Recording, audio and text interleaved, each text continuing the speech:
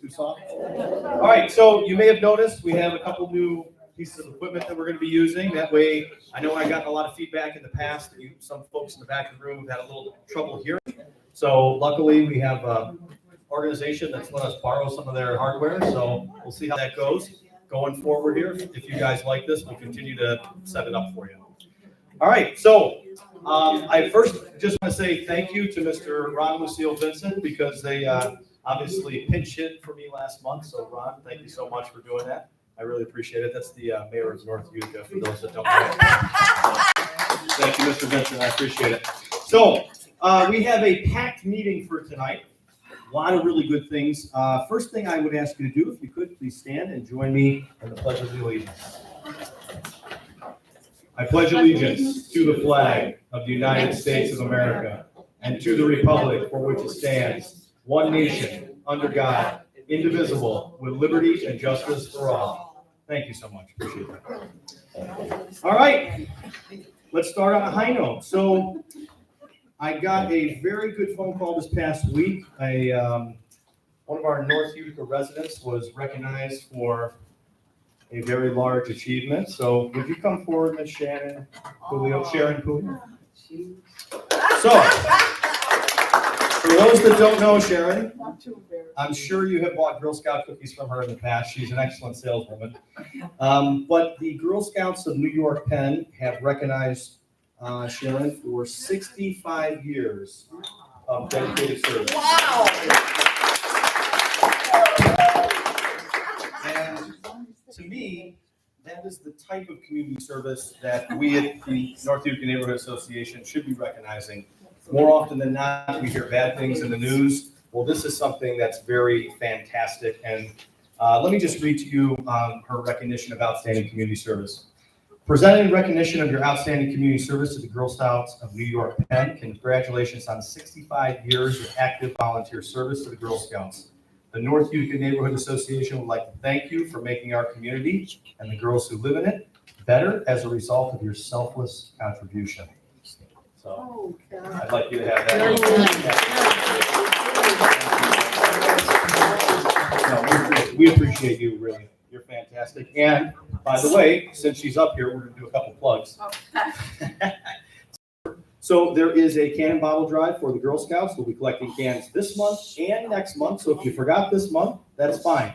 The other option is if you go cash your cans in and you want to just make the donation directly to them, she would be happy to take it as well. There are also Girl Scout cookies for sale in the back of the room. I've got a few left, not too many. But you to obviously support the Girl Scouts, but before you leave, please let her know how much her contribution means to all of us. So thank you. Round of applause. And there's also a phone number on that. I've got more sheets, more flyers in the back, and my phone number's on it. If you have them at home, I'm more than happy to come pick them up for you. So whatever you do, supporting a trip, my troop, we're taking them. I need my head examined, but we're taking them to Washington, D.C. in July. So we didn't sell as many cookies as we'd like, so we're trying to get more contributions to get us there. So anything you can do, I'd appreciate it. Thank you. Thank you so much. Thank you, Sharon. I appreciate it.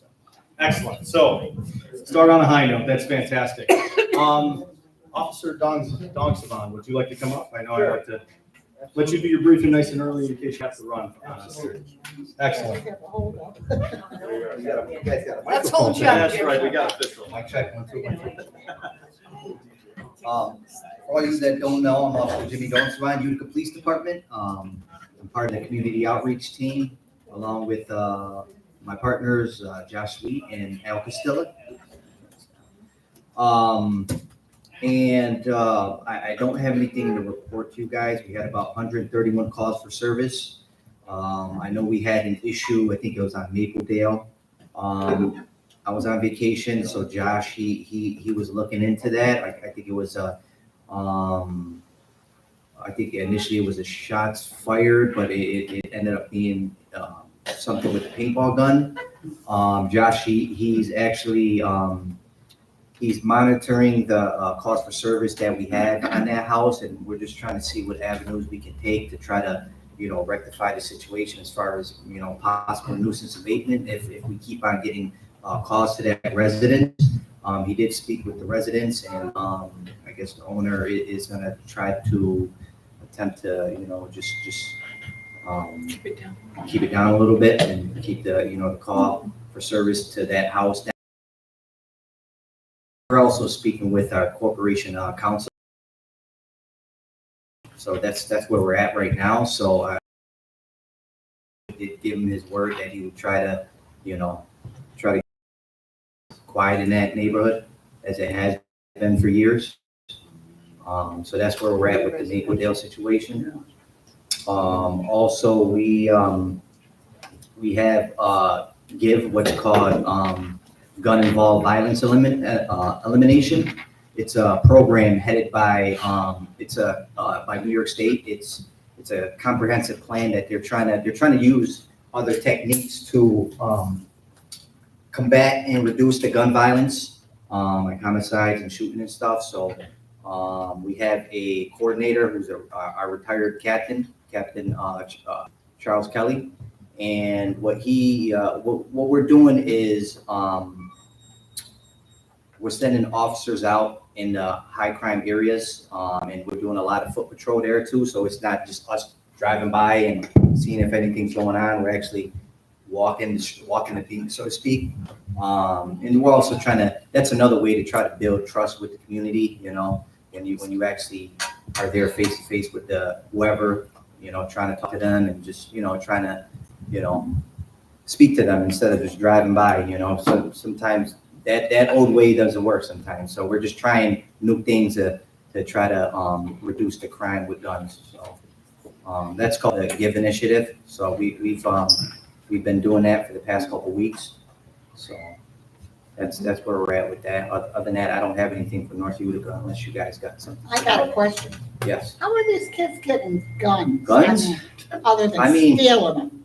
They're stealing them. A lot of it comes from down south or Midwest. I mean, we stop guys or kids, I should say, and ask them where they get their guns from, and they're like, Ohio or somewhere down south. So, and some of them are making these ghost guns too. You can buy parts on Amazon, and you can learn. You can go right on YouTube and it'll tell you how to make these ghost guns and stuff like that. It's 3D guns, so it's scary. Yes, ma'am. That house on Mapledale, that's been going on since she moved in. Yeah. And I mean, she had her neighbors next door, they ended up selling their house and leaving because they couldn't take Oh, it. jeez. I mean, it's getting ridiculous. Yeah. And my thing is, there's a lot of little kids coming into the neighborhood. Yep. I know across the street they have a baby, Mhm. behind them they have a baby, across from there they have a baby. Yeah. It's just, I mean, and now it's getting to be summertime, and Yeah. as we get more activity. Yeah. And it's just been going on way too long with this girl. Yeah. It's her parents too, that live on the end of Mhm. Roseclare.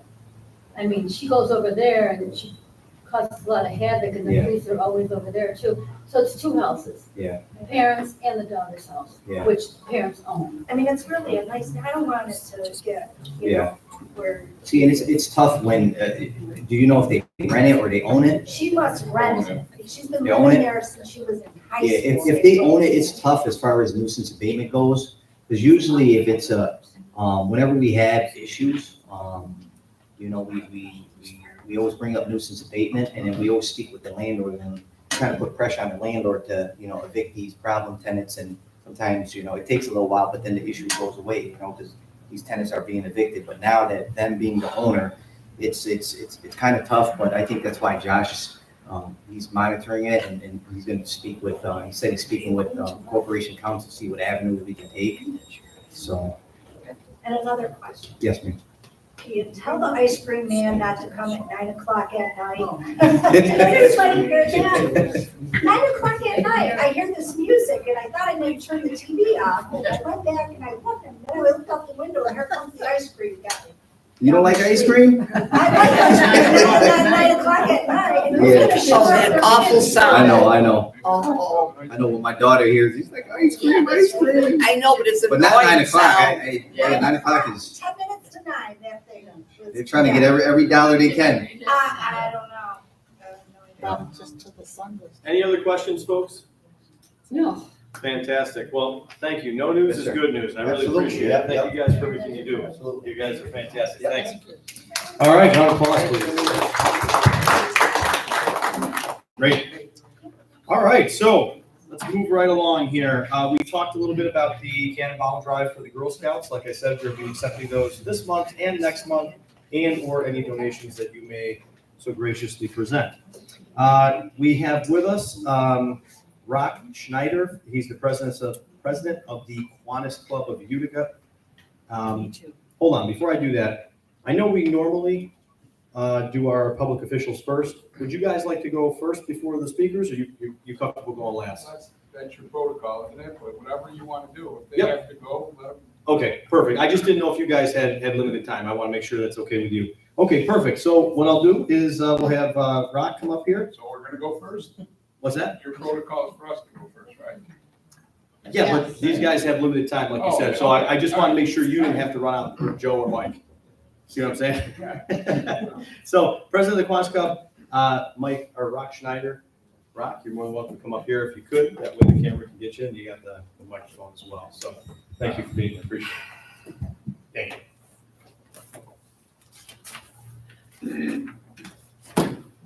Good evening, everyone. Good evening. Just have I'll be very brief. My name is Rock Schneider. I'm with the Kiwanis Club, current president for the local club. If I could just ask a quick question, is anyone familiar with Kiwanis Club that's in the room here tonight? No.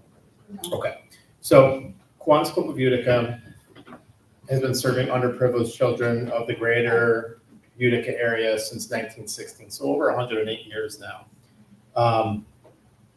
Serving the children of the world, one community at a time, is the Kiwanis International motto, but our Utica Club has a longstanding commitment to not only children, but also to families, those with special needs, the elderly, athletes, veterans, the arts, and numerous nonprofits in the greater Utica area.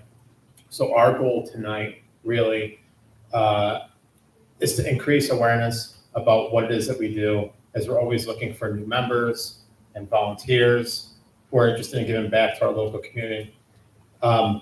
What's great about Kiwanis Club of Utica is the time commitment. We meet a couple times per month, usually once a month in person, and then another time, a virtual meeting or a Zoom meeting. And so the commitment's only about 2, 3, 4 hours a month. So if you would like to volunteer, but you have a busy schedule, or you know people that have busy schedules, busy lives, and still looking to give back to the community, maybe Kiwanis would be a good fit to get back based on busy schedules. And lastly, I just want to give you some examples of some of the programs that we participate in. Via Bowman House. I don't know who is familiar with that, but we help them with, they'll usually reach out to us, let us know what kind of, what it is that they need help with. Do they need cleaning supplies? Do they need clothing for the kids, school supplies, things like that. One of the big things that we do is we throw an annual Christmas holiday party for the kids, usually for about 80 underprivileged kids.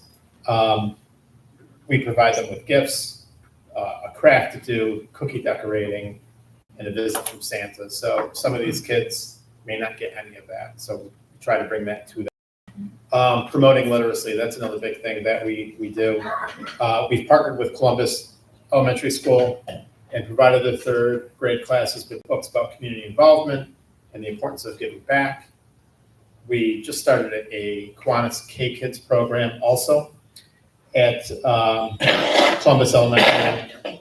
We just held a kickoff meeting with the kids in the class last week, and it's a program that teaches young people about leadership skills and the importance of giving back to the community. Utica Zoo is another area that we participate in. If you've been there over the years, you may have seen the big watering can. That's the Kiwanis Club watering can. It is in the Guinness Book of World Records, actually, for the largest watering can. So we'll help clean up that area, plant flowers, clean it up, spruce it up a little bit. We also participate in their Halloween Spectacular event Boilermaker Road Race, we have a volunteer water station, Salvation Army, we do bell ringing. Another big one for us is the Collegiate Sports Awards. So we work with 6 of the local colleges in the area, and we honor their top male and female student athletes, but not just on their athletic ability.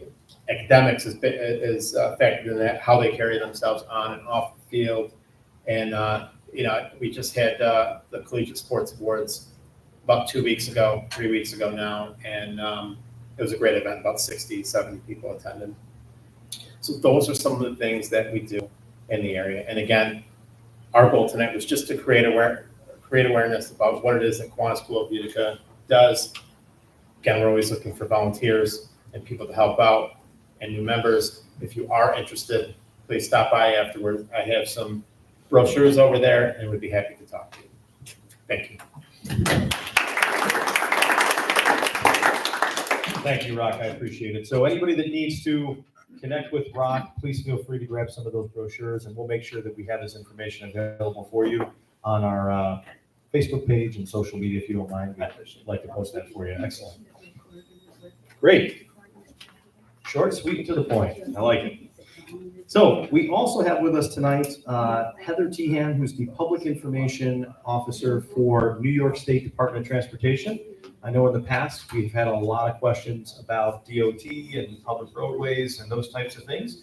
So Heather has graciously agreed to join us this evening, answer all of your questions, kind of make you apprised of some upcoming projects that they have in the works, and kind of let you know what her department does and how you can engage and interact with them going forward. Heather, thank you so much for being here. Thank you for having me. Can everyone hear me? Yes. Okay, my voice is a little soft sometimes, so Steve, can we do this before she starts? Oh, yeah, Sure. Actually, Heather, would you like to do the drawing for us? That'd be I entered fantastic. the drawing, so I can't okay, draw. conflict. All right, cool. $41 to the winner. Excellent. 512303. 512303. What do you want by one? Excellent. Hey, that's great. Appreciate it. Congratulations. Excellent. All right. Thank you, Bo. I appreciate it. You want? Yeah. So good evening. Again, my name is Heather Tehan. I'm the Public Information Officer for the Mohawk Valley region of the New York State Department of Transportation. And I'm so excited to be here with you tonight and try to answer your questions as best I can. I want to thank you for the invitation to come. I want to just tell you a little bit about my background because I'm new to the position. I've been here almost 2 years, but that's kind of new in this area, right? So my background is mostly in broadcast media, having worked in radio and television, on air, and as a broadcast engineer with experience in commercial production, voiceover acting, and just about every job behind the scenes you can imagine in a television station. I used to work at WBNG in Binghamton for almost 20 years. I worked through the digital transition from analog to digital to HD, answered questions from a lot of the public, and realized that I was pretty good at it. So I was able to take what the engineers had to do and turn it into layman's terms to try to get everyone's TV to work through that whole transition. So on we went with that. I also happened to be on the air in 1998 at a different station, WIBT, when a tornado came through and hit our station. And a gentleman and I had to take cover, and I had to keep the station on the air knowing this tornado was coming for us. and it knocked all the windows out of the building, knocked the air. And it was an amazing experience. But right after that, I switched to WBNG because they weren't up on the top of the hill under the stick that fell on the building after that. So I was done. I was done working up there after that. But anyway, so I've worked with celebrities, elected officials, local talent, business owners for many years. Handled social media from the start when it was the Wild West and there weren't good policies about MySpace and Facebook and things like that. And helped to shape company policies going forward with that. I continue to handle social media, website content, and marketing and fundraising for the Northeast Classic Car Museum in Norwich after I left television and before coming to DOT. And I was the development director and interim executive director for Friends of Rogers Environmental Education Center in Sherburne. Through my nonprofit work, I continue to do interviews on television and radio and bring all this experience with me now to DOT. So I am proud to be the liaison for the media and the public for this section of the Department of Transportation. So before I go any further into what I think you want to know, let's start with some questions. Who's got questions about any projects or any roads or anything going Our on? roads are dirty. Yeah, so, they're gonna, the state roads, I'm the councilman for this area. I'm surprised that you've been here for 2 years and I've never known you. I deal with Linda Luby. Yes, I work just under Linda. Okay, and it's, these guys would all like you to explain to them why we can't reroute Leland Ave and why we still have to have tractor trailers going down Herkimer Road. Okay, so you're not gonna have a clue about that probably. So when you go to work tomorrow, ask Linda Luby to fill you in. And also, I know you're gonna be doing a nice project over by the thruway. I-790. Yes, you know that, okay. We have, you have Route 5, okay? You have Route 5S, and you have Herkimer Road, that they call it, it's a state highway that we control, what goes on in Utica. So that's why, so you'll tell her that you learned last night, okay? But what I'm trying to say is these trucks, there's better routes that they can take. If you ever made it, this easiest way, when they come off 790, don't make them make a left turn. Make them make a right turn, go down Leland Ave and go to North Genesee Street. Now, if they want to come back, they can do that, but they were going to go to 5S. I worked with Mary Ann Buttonshawn. Part of the problem is they say the GPS takes these trucks down this road. It's been a nightmare for the people that live in this area for a long time. So, No, that's okay. so truck traffic is a concern in every village, city in our You region. know what? That's an issue no matter where you go. The roads are an issue no matter where you go. Taxes are a problem wherever you go. It's the same thing that's been going on for 150 years. It's never going to change. Well, with truck traffic is tricky though, it really is, because we can sign something that says the trucks can't go there, they still go there. I have a great, well, actually, we used to have a bridge over Route 334 in the Fonda area. Town of Mohawk, not Village of Mohawk, Town of Mohawk, Montgomery County. This thing was 12 feet tall, it was an old railroad bridge, and it's been hit over and over by trucks that shouldn't be in there. They finally took it out in December of this last year, they finally cracked it. We had to shut the road down, take the bridge down, which wasn't our bridge. It was still owned by the railroad company. We were in a contract situation with them at the time. And take it down and then reopen the road. And then trucks started going through there even more because now the bridge was gone, but they still don't belong there. It's a tight curve. So we signed it, didn't matter. So that's a problem on Herkimer Road because it technically is State Route 5. And you cannot trucks stop belong trucks from on going state on that roads. road. Yeah. May But I give comment to that? I Yes. lived on Riverside Drive all my life. okay. And before they built the River Road, the big main highway below it, it was terrible because everything shakes in the house. And the trucks are larger nowadays. I just want to affirm what he said, and I'm glad you brought that up. Thank you. Because these people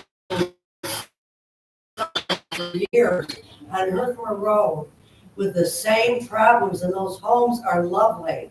They pay high taxes there. And it should be done ASAP, something discussed about it to affirm what he said, because it's been for years. Mrs. Warden. And the it's been trucks are discussed. larger now. Mrs. Warden, it's been discussed over and over. I know. It is a state road. I don't care what kind of a road it You is. don't care, they don't care, nobody cares, nobody can change. Unfortunately, She can bring it up, can't she? All right, folks, I can bring it up. Do you have any clout? I think so. If you have some clout, do Nowhere it. near as bad as. I know. all right, Sad. let's allow, Awful sad. Heather to answer your question, please. So, truck traffic, Awful. nobody wants truck traffic. With meeting with the mayor of Clinton, how can we reroute the truck traffic not coming through Clinton? Oh, I met with the mayor of Hamilton, how do we get the truck traffic out of the village of Hamilton? It's a state route, it's 12B, it's a state route that someone's gotta deliver to Price Chopper, someone's gotta deliver, you know. So, You've got 5S, you've got the huge 4-lane highway. right, but what happens is even if we could sign it, the trucks aren't gonna, unless there's an actual barrier to them getting there, Right, well, there it's you not gonna go. change. There you go. I mean, look at the Onondaga Parkway Bridge. Are you guys familiar with that in Syracuse? It gets hit like once a week. We've done everything we can for that thing. We even put a barrier up ahead of it that people hit with the truck and it says, if you're not gonna make the bridge, and they just keep on going. Terrible. So With truck all the traffic money. is a nuisance, but it's necessary for the shipment of goods. And Thank you. unfortunately, Thank you. you're welcome. Mr. Yeah. Vincent, go I ahead. have another suggestion, you can pass up the ladder. Okay, Tractor trailers getting off the New York State Thruway, taking the northbound exit, they want to get on to 790. When they come to the first red light, they've got a very sharp 90-degree turn to the right. They usually go over and take up the center lane to make it around there. And on the right-hand side is all this vacant property that I believe belongs to the state. What they should do is cut back that curve, make it a less steep of an angle for tractor trailers to get around. It's not a big project, but I I think it believe would that's help the a lot. project they're doing. yeah, so there is a project coming up That's what they're doing. for the I-790 ramps. It's a safety project. Didn't know. And, right, that's fine. And it's kind of it's in the works, it's already been let, the contractor's already been awarded. The same construction company that is doing the work on 5S and the medians there, where we're removing the vegetation and putting in a porous pavement because the vegetation could not be maintained without shutting down lanes for people to go in there and weed it. And it just wasn't safe. So it was a bad decision to put stuff in there that had to be weeded, so we're rectifying that now by putting in a porous pavement that's a Stamp Creek color.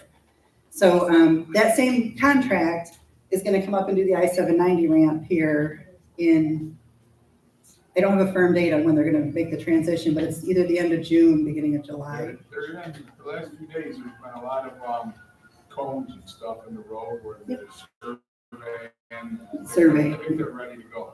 So there's also gonna be another project that follows it, but it's still too early to really talk about much. I can't give you any real details on it, but there is gonna be a project coming up in let me get my notes here. It's expected to begin in the spring of 26, and it's the North Genesee Street bridge replacements. And it's gonna be a lengthy project. Which bridge is that? The two big bridges that come over, Thruway Bridge. not through Wake, they come up to the bridges that come over the Mohawk and, Over the railroads? Yeah, they're gonna have they're gonna have bigger walkways and they're gonna have, I think, another lane. yes. So you're gonna start seeing in the next part of this year, you're gonna start seeing notices for scoping meetings, for aesthetics and things that we want the public to contribute to our design on some of this stuff, because there's gonna be some pretty nice avenues that we're adding to that. But that's pretty much all I can say about it at this point, because it's still so early in design that some of the stuff we've talked about 2 weeks ago got nixed today. So you know, I can't really give you any more details on it, but you'll see a lot of work out there. Who's responsible for the sidewalks on that first bridge? Where like Willie Bagel is and down there, Wendy's. That's us. Huh? That's us. Okay, well, right down there where Willie's is. Yep. The sidewalks are so bad there, and I can't get over there with my bridge. I And on the understand. other end, the same thing. I Yeah. told Joe about that plenty of times. That's one of the things that,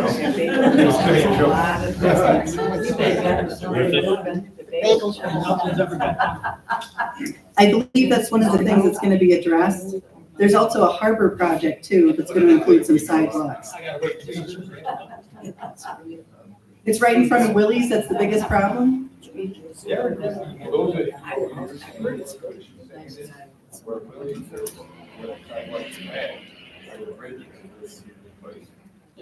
Now, So they replace it. so Heather, is there, if folks have these types of issues, because I think the best type of reporting you're gonna get is probably firsthand accounts. Yes, Is there a way that they can contact your office and report that directly to you? yes, so I brought my business cards. You can all take my card, you'll have my cell phone and everything. I have some pencils that change colors, some notepads and some magnets, because I also want to talk about some work zone safety while I'm here tonight, okay? There's a law that changed, I don't know if everyone's aware. The move over law has changed in the state of New York. So now you have to move over if possible for any vehicle on the side of the road, not just us, not just a state trooper. Any vehicle that's pulled over in the shoulder, the law says you have to move over if you can. So out here on the thruway or on North Jenny or any of these 2 lanes, if you can move over, you're supposed to move over. If you can't move over, you're supposed to slow way down because you don't know what's happening in the shoulder of that road. Could be a mother with a sick kid in the, could be someone with a flat tire.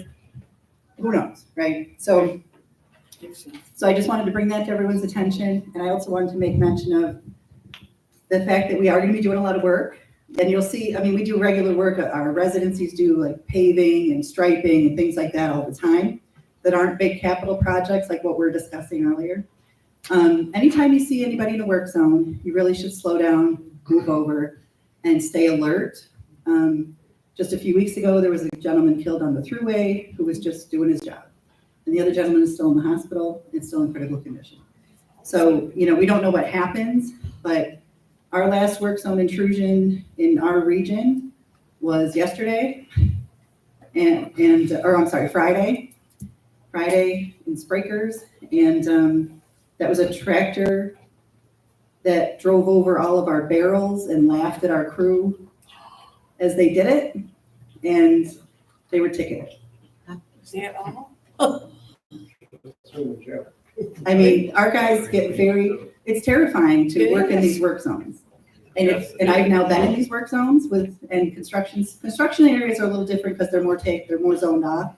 But when someone's working out here on Oriskany in the median and people are still going, as fast as they can by, it's very scary and things can happen and people can lose control. And so just pay attention when you're driving by work zones and give our guys a break. If you can remember. TV all the time. Yeah. So I'll have all my stuff here for you. Is there any more questions? Oh, I did want to bring up the 511 New York app too. So as all this construction goes on around the area, any place where you might be traveling to, if you use the 511 New York app and put your route in there, it'll tell you what's wrong. It'll tell you if there's a problem. It'll tell you if it's snow and ice. It'll tell you what the road conditions are. It'll tell you if there's a construction thing going on. It'll tell you if there's an accident clogging up the road right now. We populate it with our 911 system. When the calls come into our TMC, which is monitored 24/7, that info goes out on the app, and then our construction work all goes in there as well.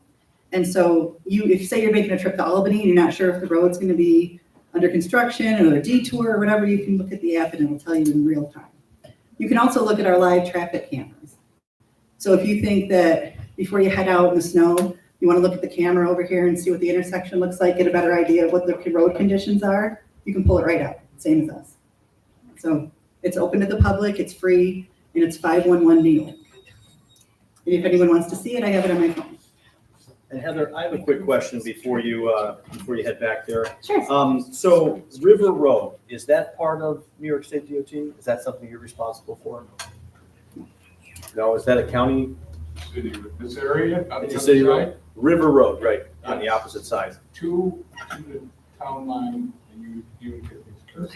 They make they may pay this one. Yeah. Right. They may pay. There's a lot of shared, so we share services a lot. Yeah, like for example, like over by in front of Pass Andreas, in front of Service Plate, if you come down Trenton Road, you take the right there, that road's brutal, that's gonna be on the paving list, and in front of Pass Andreas, but those are technically state roads. It's funny, I don't really know the ins and outs, so I'm not gonna say I do. Right. So we have roads like, We pick up we pick up the garbage, like the green team goes out, anytime anybody's called me about litter there, we've taken care of that with, they call it the green team, right? And, we take care of that, we plow that, I believe, too, right, that line. But And it's a state road. And you point out kind of where I'm going with this question, which is I've tried to kind of get to the root of this problem. There is an existing fence structure there that is a physical barrier from the residential properties to River Road. And in many areas, that fence is damaged. Farther down before you turn into, Lorraine, right? Yeah.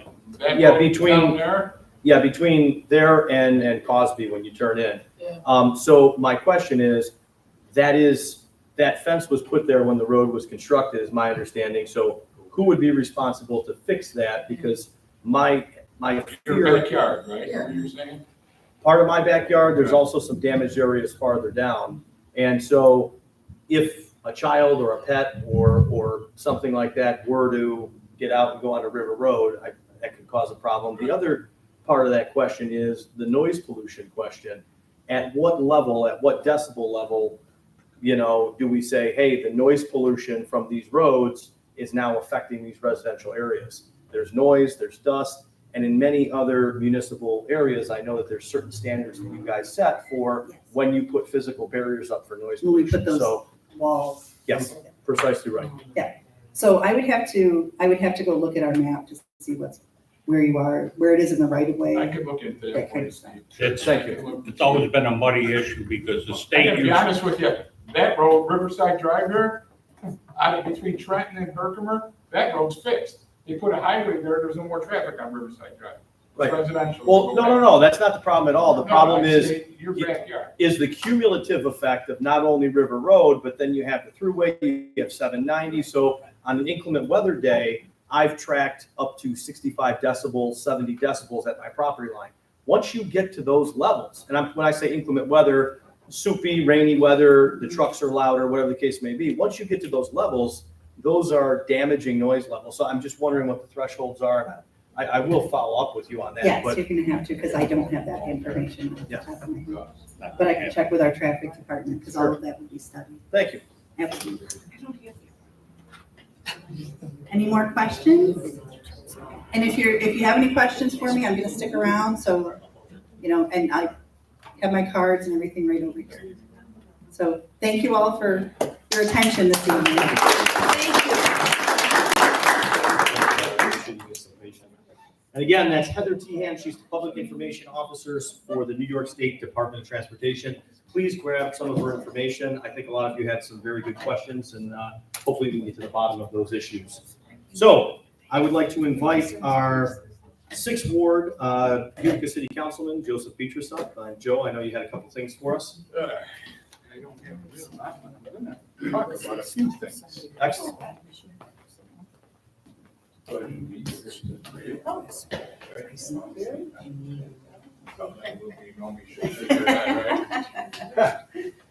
All right, Joe, thank you. Yeah, please. Mike Braxton. So how's everybody doing, okay? Made it through another month, we're here. So tonight, we're gonna have, I have it here, right? I gotta go closer. So just Yeah. hold There it we up, go. it's when you're talking. Okay, is that okay? Is that better? Yes. All right, okay, want me to start singing? Yes, would you do it in a soft shoe? So we're gonna, tonight, we're gonna learn a little bit about the codes department. About codes, okay? And you guys are gonna learn that it's not as easy as everybody thinks on what can happen. Okay, this is the time of year that people call me, where they have their grass cut. If your grass, it's over 6 inches, okay, or I think it's 6 or 10 inches, codes can come to your house and cite you. What does that mean when codes comes to your house and cite you? Anybody know? It means nothing, You put more gotta in your take care of taxes. They warn us. See, that's not true.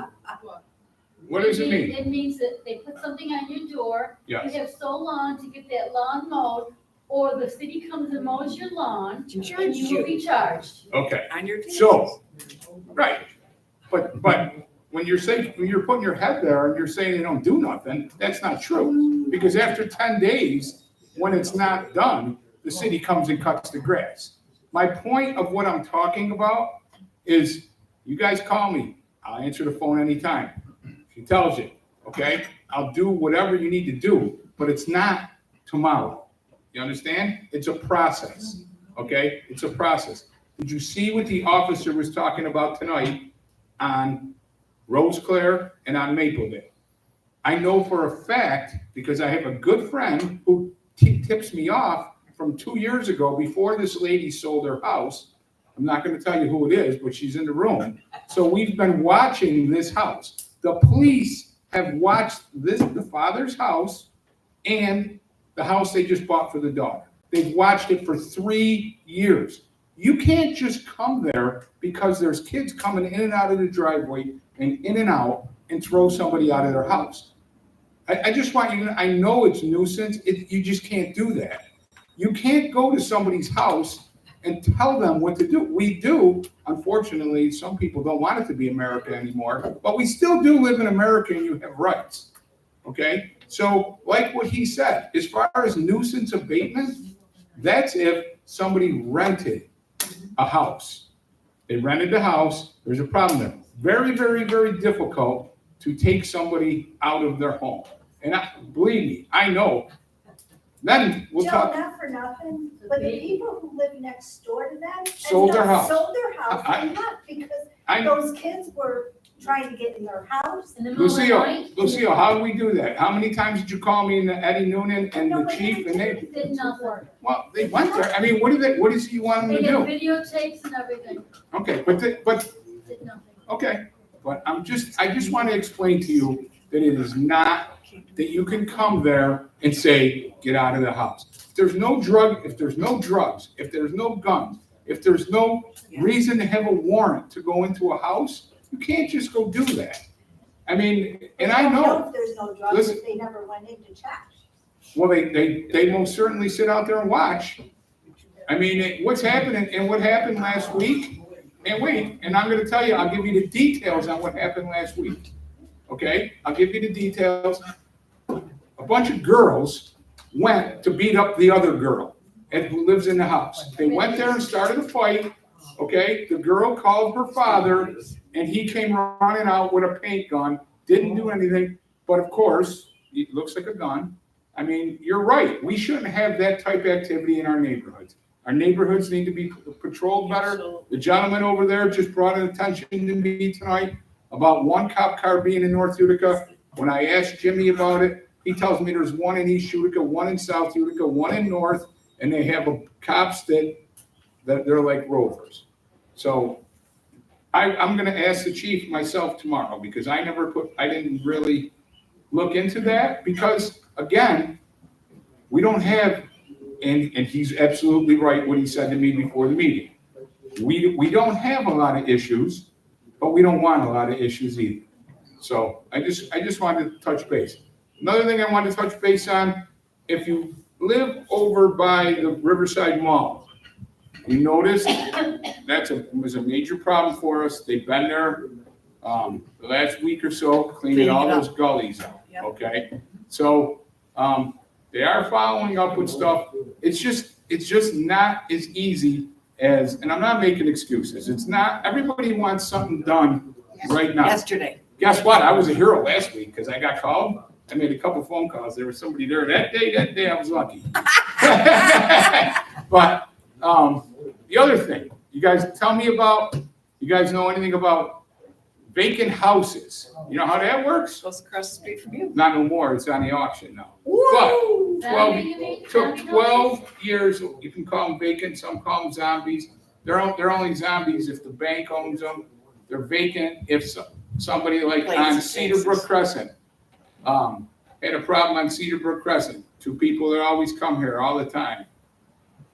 Kids coming out from Park Edge Apartments. Again, they wanted to say squatters. They weren't squatters. They were using the house as a party house. The storm came, remember a few weeks ago on Wednesday, the big windstorm, blew a whole tree down, okay? Okay, we were able to get there, board the house up. It was still a nightmare because the tree was not on city property, okay? So, but it was laying across the whole front of the house. You couldn't mow the grass. So finally, we did a few things and we got that tree cut, broke it. It was already down, but we got it, so it was taken out of there. And they were able to cut the grass and maintain it. But it's the same thing. This is the time of the year when it rains, the way we've had rain, our parks department, there's like 10 or 12 guys that cut grass. They can't even keep the grass cut in the city, and they're responsible for the abatements to go there. So, and I'm not up here trying to make any excuses, believe me. If somebody's next to I went to pick up pizza at Franco's today. There was the old library there, the grass was this high. First thing I did was on the phone with codes. I get it. I don't want it. I take care of my house. I want my house to look prestigious. I don't want garbage, properties that are all beat up around me. So I understand exactly what you're coming from. And you guys all know my number. You call me. I just want you to understand. I take the call. I forward it. If it doesn't happen in a week or 10 days, I'll call again. But it doesn't happen overnight. That's my whole point of what I'm trying to tell you.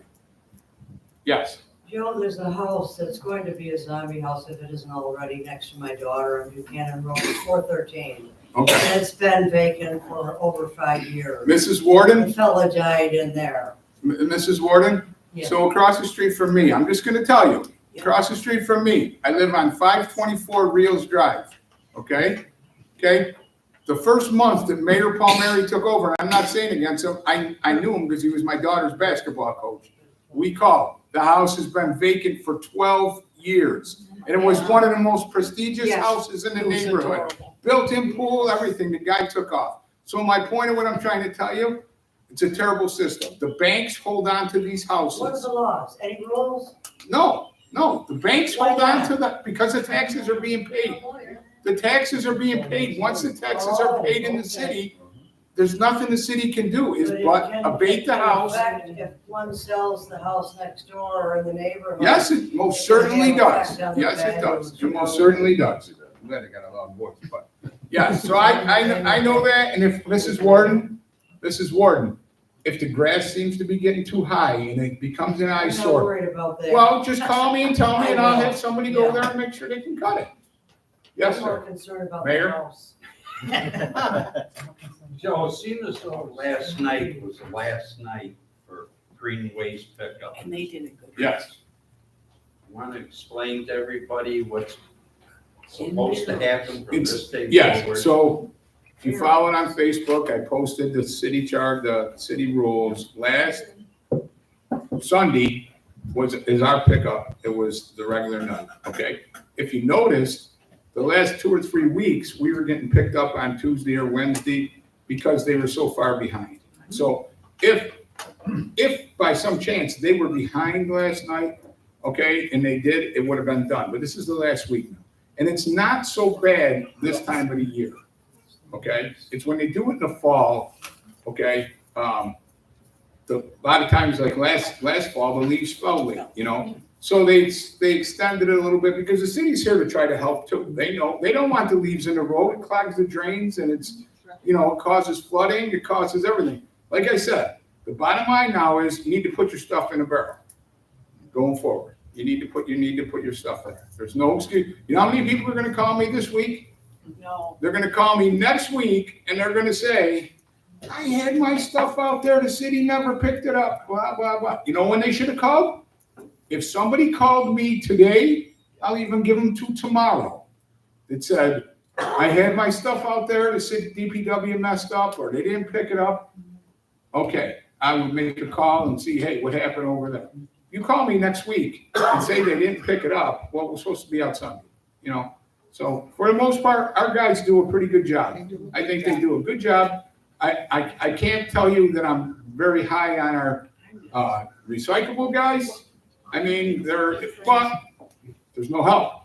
I know the gentleman who owns that company, he tells me that people in the middle of the night will call and say, come pick up your truck and leave. He's got, he don't have the crew and whatever, it's his problem, he should have it, but I don't like how they come and just throw the cans and they could set it down nicely, but they, and I've told It's the them, next door neighbors. so. It's my next door neighbor. No, I'm saying mine is the next door neighbor. Yeah, yes, sir. What about concrete? Concrete, I don't, Like stones and stuff, are they supposed to pick that? I don't think they were supposed to pick, I don't think the They won't concrete pick is any supposed to concrete. pick that, never. They used to pick them up in 5 gallon. No concrete, no bricks. Mike, I don't think we do any concrete. I think they do It's- stone up to 50 pounds. Okay, right, 50 pounds in that bucket, so they could probably put it up. But if it appears to be construction material, they won't pick it up, correct? No, stone. Right. All right, you guys, All right. man, I'm sweating. It's out of Kind of pressure here. All right, and we are lucky tonight to have both of our county legislators with us. We have Mr. Rick Lisnick and Mr. Michael It's Jensen. open. Mike, would you like to, you're both welcome to come up at the same time if you'd like to. Excellent. And Mike, if you wouldn't mind, if there's anything from City Hall you'd like to brief. I don't know. We're gonna be- Please feel free to do that. So one thing that came up in the last meeting that we didn't discuss was the fire hydrants, who's responsible for painting the fire hydrants. Turns out that it is the responsibility of the water board. It also turns out that the water board does not know it's their responsibility. So what actually has been happening over the last few years is that our green team does do it over the summer. So if you do know of a fire hydrant that needs to be painted, do it through our 311 app. And then we target it over the summer. The water board does know that they at least have to provide the paint. So that is nice. But that was kind of a nice back and forth.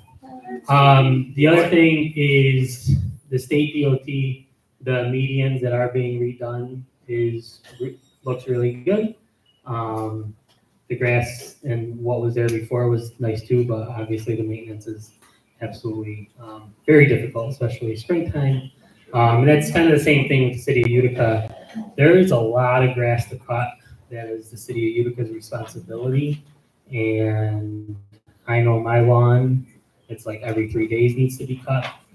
I do it every 6 days and some neighbors get upset, but we figure it out right before the codes come, so. But, we're facing that too, and the city of Utica is in a kind of constant battle of prioritizing, parks and public spaces that people are utilizing over medians and stuff like that are kind of tougher to get to, but we get to it as we can. And then just shifting over to county stuff, things are good in the county. The parking garage is making a lot of quick improvement to be finished soon.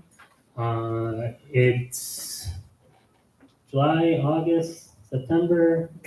Probably September. Probably September. Yeah, they said August before, Mike. Yeah, well, last August.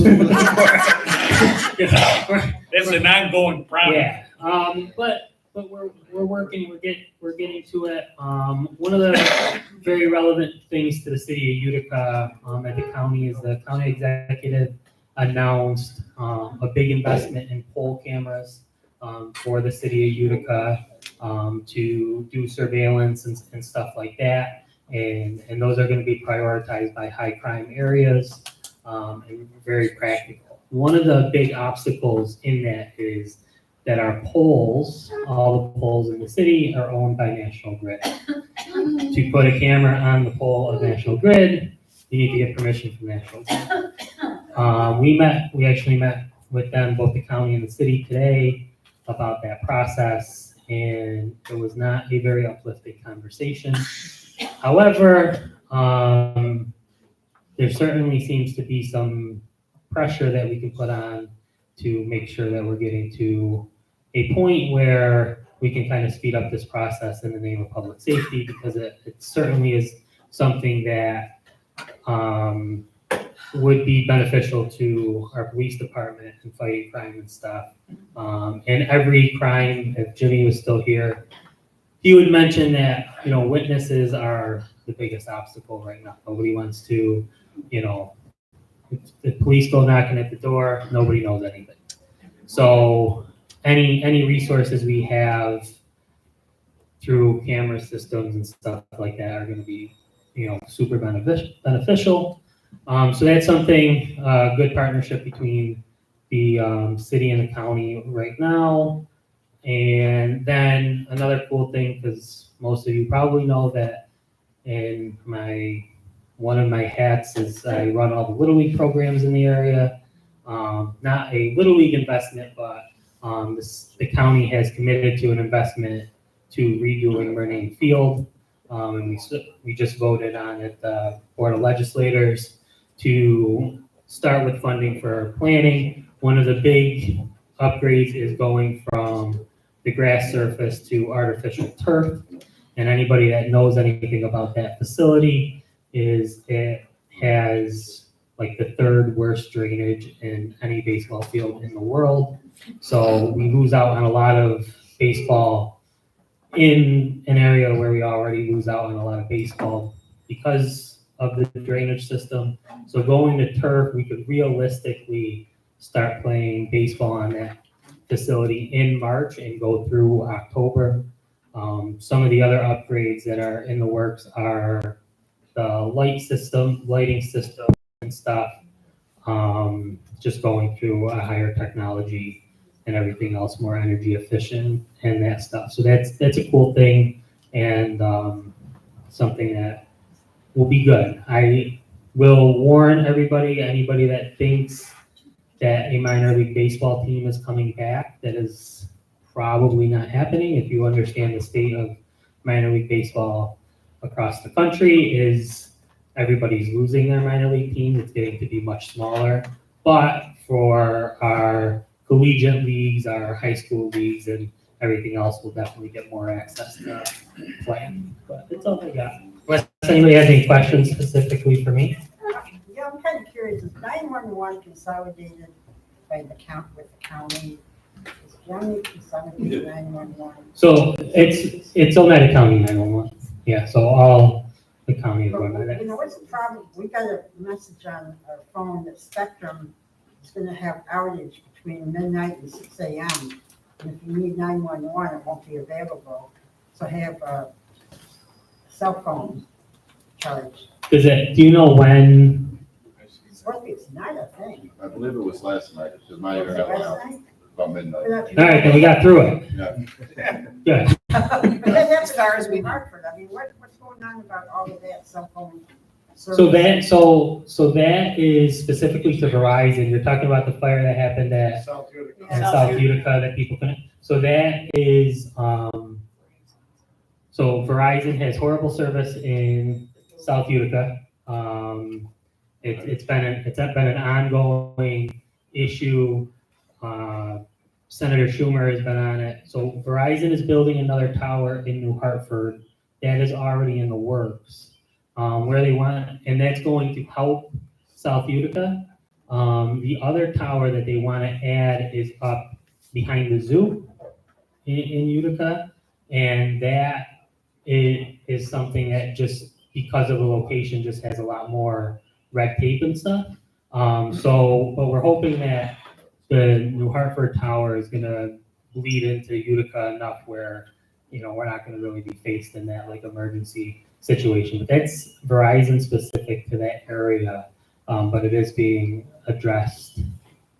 But as far as any of the other outages, I was not aware. But I can follow up. My brother actually is one of the people. And if there's any communication on there, we could do better or whichever. So, all right. Anything else? The fire hydrant, how come the city has? What was that? The fire hydrant? What about it? Why did the city have to take the snow away? You know, I do my own. Firemen do it, I've seen them in the neighborhood. Why can't the water board do it themselves? Well, Theirs. yeah, so I mean, I don't know. People clear it out, there's a lot. Yeah, it's just something that they do for basic service. Yeah. They got extra time. The fire department, Yeah. they're out there cleaning up fire hydrants. There's a fire. No, I promise that has never interfered with getting to a fire. But anything else? One more? Anyone? Good? Excellent. Thank you, Mike. Appreciate it. Mike, I got a question for you. We got this N.U.N.A project, which is a good project, which I supported in vote. Has there been communication with the county and the city on the project? Yes. Okay. Yeah. And I was hoping that was a yes, because I wasn't sure. And the reason I bring it up is recently with the new administration, it seems like there's better communication, better cooperation. Talk into the mic, please. Oh, I'm sorry. Can you hear me now? Yes, thank you. It appears now, to my experience, It's better. being a legislator 20 years, there's more cooperation, more of a line of communication between the city and the county leaders, which is a positive thing. Positive thing for the county and definitely a positive thing for Utica. So Yeah. I didn't know the answer to that. I was hoping you were going to say yes. Just a couple items. First of all, Joe, I wish you were my council person. You're a man of action. Call, you do it. I get a lot of no's, but I always told them when I ran, I wanted You're doing fine, to Joe. get red. I can't control what I'm not gonna go with the chainsaw and cut a tree down. Well, that's- I call you back, especially I got a good, now I got Mike, he's the boss of the city. So now I just blank copy him on everything. You got a direct channel. And if it's bad, they're gonna point to him. You got a direct channel, right? Well, What I he just said is anything that doesn't get done is my fault. Thanks, Joe. It goes right down the hill. You know what it's called? It's working together. You're right. It's kind of nice when You're governments right, work Mr. Gordon. together. You're Just, right. just to let you know, as a legislator, I get all kinds of calls throughout the years. I've been a legislator, and typically what I'll respond with, I'll look into it, no promises, because we can't promise. And we don't always deliver, but you got to communicate with your constituents, and I'm sure Mike and Joe do that. So that's a great thing. Couple things with the county. First of all, positive news with Utica.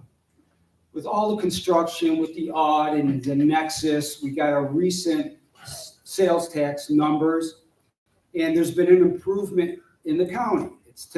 It's ticked up a little bit with the percentage. It's actually slowed down percentage-wise from the previous 3 years. But the good news for Utica is Utica in the last quarter, March, January, February, March, has kicked up 8.6%. And we're trying to find out exactly the rationale and the reason. We seem to believe that it appears to be Nexus and N.U.N.A and everything going on there.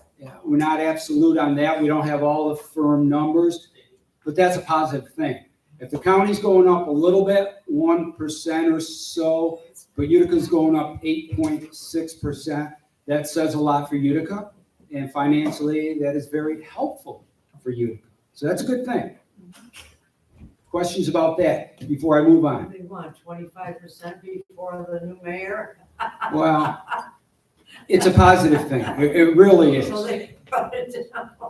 8.6 is pretty substantial, especially compared to the other towns within the county. So that's a good thing. We just got, I didn't boil them down. I don't know if you had a chance to look, Mike. We just got bed tax numbers. That's the number of people that are basically living short-term, maybe longer-term. In your motels, there's a 5% tax. We'll boil those numbers down and see what the increase there is. We're thinking it's going to be positive because, number one, the big term we just had. The tournament. That should help tremendously. And so we'll have to look at those numbers, and we can report out on those numbers hopefully next month. Okay, Mike? A couple big projects in the works. $1 million EDGE project. EDGE is Economic Growth Development Enterprise. There are our go-to people when it comes to big projects and getting things done and securing people to come into our area, like NANA in Marcy. You know, I think some of you know, I represent also Marcy, a sliver of North Utica and a part of Whitestown. So we got a $1 million coming from the county to get a flex space area situated for the Nano in Marcy, and also it's going to help Dan Foss, which is already there with employees. The thing of it is, it's a lot of money. It's $1 million. It's coming from our surplus. It's not written in stone, but supposedly we're hearing just under $1 billion in additional money is going to come in from Nano based on our work that's previously been done, the infrastructure, and this $1 million. So that's a good investment on what we're spending. So hopefully that takes off. Our hope and dream is to get another chip fab there. We have one in Marcy, and we're set up for a second. Hopefully that happens. I hope it's not a pipe dream, because that will translate into a lot more jobs, high-paying jobs. The other thing I wanted to mention a little bit was Rome, Economic Development Initiative from ARPA, American Rescue Act funds, $220,000 for a study and to get, we have a 321 triangle area, one of the last parcels at the base, at the airport in Rome, and it's supposed to be a prime location for development. Again, we got to get the ball rolling with some studies, and the state's going to kick in some money, but we're very optimistic about that potential project, which will bring jobs, tax base, tax revenue, which is good not only for Rome, obviously good for the whole county. That's how we have to think. That's how I know I've been around my whole life in this county, and sometimes there's been a little bit of a push and pull between the cities of Utica and Rome. We got to work together.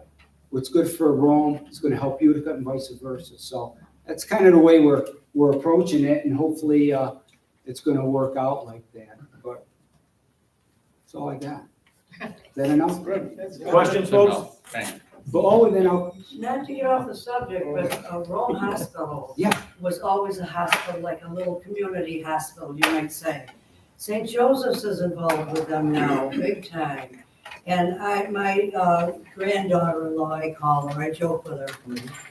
She's 40, she had a bike accident and injured several areas, including the skull and everything when she had a fall last June. But Dr. Q, you see it advertised.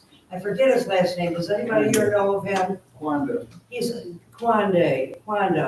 He's wonderful. His wife is a nurse, but he's wonderful.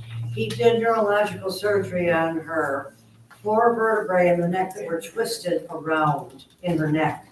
He just did it a few months ago, and she still has a little pain, but that takes time. But he's excellent, and he's with Rome Hospital. I was very surprised to hear that this type of surgery was going on in Rome Hospital. And he's affiliated with St. Joe's. So they're big time, they're coming into this area, these larger university hospitals. But that's a good. Which is an excellent thing. That's a great affiliation, obviously, when you have St. Joseph. You're talking St. Joseph's from Syracuse, right? Yes, Yeah. yes. That's excellent. That's working I together know. with a major. Very And happy just to about let you know, we did fund their surgical wing. They got a new surgical wing there, and we funded that to $2 to $3 million. Bo? With Micron building a new chip plant in Syracuse, is there going to be a ripple effect in United County with housing or hotels or anything like that? You know, when we first heard that, I questioned, and other legislators questioned, geez, they're gonna do that, there goes our second chip fab. The more we heard, the more we have heard from Edge and our players that know a lot more than we legislators know, it's gonna be a spin-off, it's gonna be a big positive. Obviously, it's just down the road as far as that's concerned. I was in that area the other day, and all the signs I saw for that parcel. So it's going to take a while before they get all the funding and start operation there. But we heard it numerous times. God rest his soul, Steve DeMayo, who ran Edge and was a good person, worked really hard for the community. He, for years, said, once we heard about that announcement, it's gonna help us. It's not gonna hurt us. It's gonna help us with what we have in Marcy. So we gotta be optimistic. Go ahead, Bob. Are there a lot of spin-off businesses that Oh, sure. work with companies like that? And that's why we want that flex space. The flex space I just spoke of in Marcy, that we're gonna spend $1 million of our funds, county funds, is to set that up. Logistics, storage, and that puts us in a great position. So we'll have to see. That's gonna be a huge operation, a lot bigger than what we have here in Marcy. All right, folks, any other questions? No. Fantastic. Appreciate it. Thank you, gentlemen, for Thank coming you. up. We really Yep. appreciate it. Anytime. There's gonna be a lot of companies that are gonna have to supply. All right, folks, I got two quick things before we get out of here, and they will be quick, I promise. So the first thing is, you guys know that we record and archive all the meetings. Formerly, we were doing that on Zoom. So when you got your meeting notices, you saw that Zoom invite.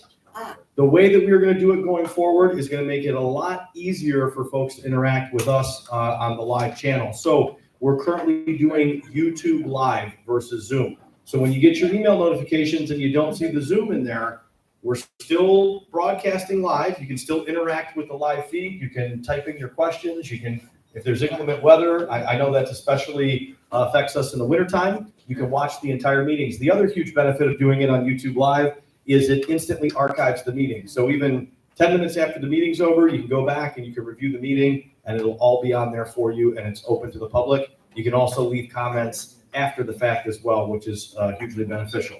So you can still message, it instantly archives. If you subscribe to our YouTube channel, so if you have your phones out and you want me to walk you through it, we can do that in 2 seconds. You go to YouTube, search North Utica Neighborhood Association, hit subscribe. You will automatically get the notifications when we go live. So even if you're not at a meeting, you'll get the little ding and you'll be able to know that we've got a live broadcast on for you. And the huge benefit is you don't need to access the invite email to get on. So you can simply tell your friends and neighbors, hey, here's the YouTube channel, and anybody can get on at any time. So it really makes it so much easier for you guys to access that live video feed. So that's why the camera is so important. That's why the audio is so important. And you're going to see us kind of develop that infrastructure. That was one of our initial plans when we first, when Bo and Joe and I first took over. And so that is now fully up and running for you guys. Okay. Any questions about how to access it, the YouTube channel? If you have any issues, I know Joe is the one that manages all of that stuff. So please feel free to come up here and chat with him after the meeting. All right, final thing. So next month, Monday, June 24th, we'll be having Joe Ancora from Feed Our Vets. And Kona, thank you very much. From Feed Our Vets. That meeting, we're still going to encourage you guys to bring your bottles and cans for our Girl Scout can drive, but also any non-perishable food items or clothing items that you'd like to donate, please bring those with you for that as well. He runs the Feed Our Vets location right down on Broad Street. So, all right. And I will open it up to the floor. If you guys have any questions, comments, concerns, let's go around the room. Anybody? No. All right, great. Well, hey, thank you so much for joining us. Please feel free to grab some refreshments in the back if we have.